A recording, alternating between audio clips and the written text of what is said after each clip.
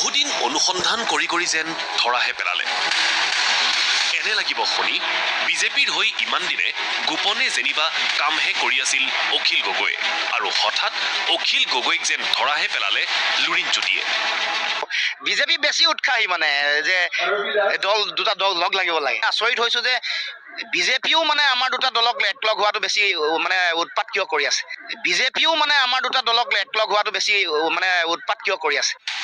অতৰ্কিতে লুৰিণজ্যোতি গগৈৰ এই সন্দিহান বক্তব্যই কিং কৰ্তব্য বিমূৰ কৰি তুলিলে ৰাজ্যৰ ৰাজনীতিত নিজকে অতি চতুৰ বুলি ভবা অখিল গগৈ।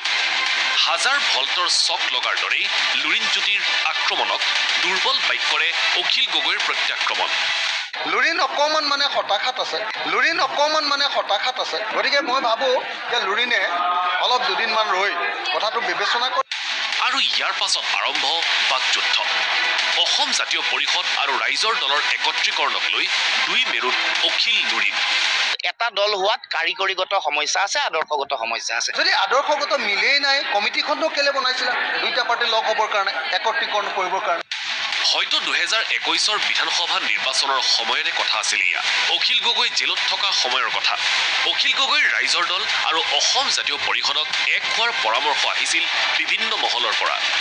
জাতীয়তাবাদী ভাৱধাৰাৰ ভোটবোৰ একত্ৰিত কৰাৰ কথাৰে গঠন হৈছিল একত্ৰীকৰণৰ বাবে সমিতি। তাৰ পাছত কম সময়তে অসমৰ ৰাজনীতিলৈ বহু পৰিৱৰ্তন আহিল, আৰু এই পৰিৱৰ্তনত মাজে মাজে অখিল গগৈ কাৰ মানুহ বুলি প্ৰশ্নও আহি থাকিল। উপনিৰ্বাচনৰ আগে পিছে অখিল গগৈয়ে সংখ্যালঘু ৰাইজৰ মাজত চলোৱা তৎপৰতাই স্বাভাৱিকতেই সন্দিহান কৰে বহুতকে। সংখ্যালঘুৰ ভোট বিভাজন হ'লে কাৰ কি লাভ হয় সেয়া হয়তো কাকো নতুনকৈ বুজাবও নালাগে। এনে সময়ত লুৰিণজ্যোতি গগৈয়ে কৈ উঠিছে, অখিল লুৰিণ এক হ'লেও লাভ হ'ব বিজেপিৰেই।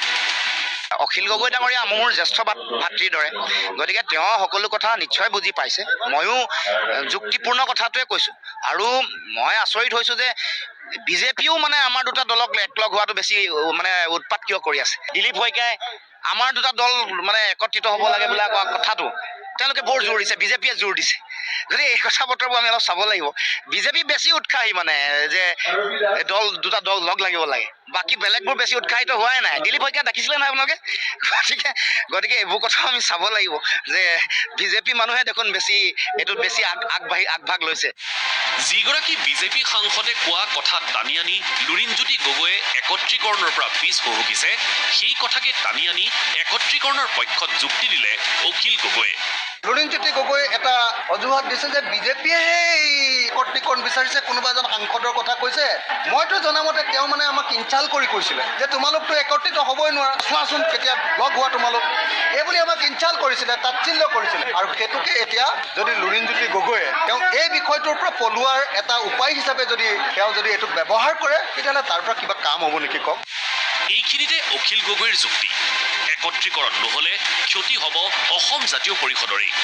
লুৰিণ অকণমান মানে হতাশাত আছে। গতিকে মই ভাবোঁ যে লুৰিণে অলপ দুদিনমান ৰৈ কথাটো বিবেচনা কৰক। হ'লে ভাল, নহ'লেও আমাৰ আপত্তি নাই দেই। আমি জোৰ চোৰ একো দিয়া নাই, আকৌ নহ'লেও আমাৰ আপত্তি নাই। লোকচান আমাৰ নহয়, লোকচান অসম জাতীয় পৰিষদৰ হ'ব। কিন্তু নিজৰ স্থিতিত অলৰ অচৰ লুৰিণজ্যোতি গগৈ। আদৰ্শৰ অমিলৰ বাবেই CPI ML এক হ'ব নোৱাৰে। যে তেওঁলোকে কোৱা আন্তৰিকতাপূৰ্ণ কথাটো আমি আন্তৰিকতাৰে বিবেচনা কৰিছোঁ, কিন্তু দুটা আদৰ্শ একলগ হোৱাটো অলপ সমস্যা আছে, যেনে CPI আৰু CPIML হ'ব নোৱাৰে। আৰু এক হ'ব নোৱাৰে অখিল গগৈৰ ৰাইজৰ দল আৰু অসম জাতীয় পৰিষদ। অখিল গগৈয়েও জানে ক'ত কেতিয়া কাক কোন দুৰ্বল অংশত আঘাত কৰিব লাগে। ৰাজ্যৰ ৰাজনীতিত শিয়ান ৰাজনীতিক হৈ উঠা অখিল গগৈয়ে এইবাৰ ক'লে, বিজেপিক নদীত দলিয়াবলৈকে একত্ৰিত হ'ব লাগিছিল অখিল লুৰিণ। একতাটোৱে অসমীয়া মানুহৰ মাজত একদম সাংঘাতিক ধৰণৰ এটা এক্সাইটমেণ্ট আনি দিছিলে যে এইবাৰ আমি বিজেপিক হৰুৱাব পাৰিছোঁ। এটা সাংঘাতিক ধৰণৰ এটা এক্সাইটমেণ্ট, এটা উত্তেজনা আনি দিছিলে, ৰাজনৈতিক উত্তেজনা, যে এইবাৰ বিজেপি একদম নদীত পৰিবগৈ। আৰু জাতীয় পৰিষদে এখন 4জনীয়া কমিটিও বনাই দিছিলে, আৰু আমাৰ দলৰ পিনৰ পৰা 4জনীয়া এখন কমিটি বনাই দিছে। 4-5মান বৈঠকো হ'ল, আৰু পজিটিভ ৰিজাল্টো ওলালে। ৰিজাল্ট ওলোৱাৰ পাছত কিন্তু দেখা গ'ল হঠাতে কৈ দিলে যে নাই আমি লগ নহওঁ, আমাৰ আদৰ্শগত মিল নাই। যদি আদৰ্শগত মিলেই নাই, কমিটিখনটো কেলে বনাইছিলা?